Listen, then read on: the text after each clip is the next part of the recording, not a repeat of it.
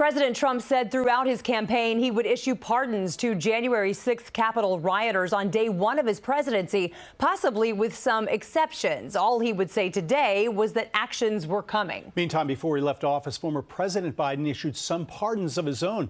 Alice Gaynor has the story. You don't have no idea what the you're doing.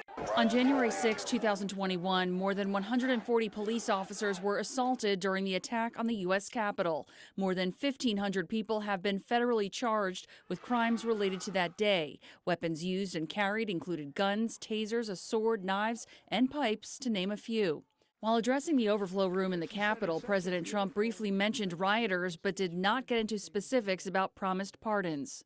I was going to talk about the J6 hostages, but you'll be happy because, you know, it's action, not words that count. And you're going to see a lot of action on the J6 hostages.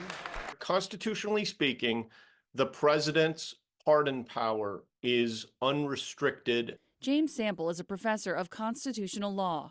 I think the concerning factor here is that it sets a precedent in which you can essentially enlist others to break the law on your behalf and then use your pardon power to absolve those same individuals.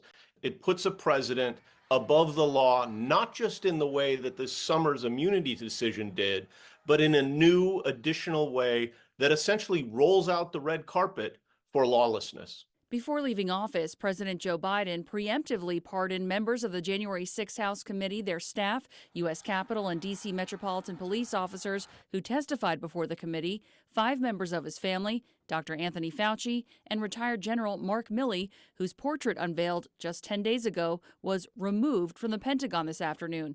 Not because they did anything wrong, but because Biden said he wanted to protect them from politically motivated investigations. I think it was unfortunate that he did that.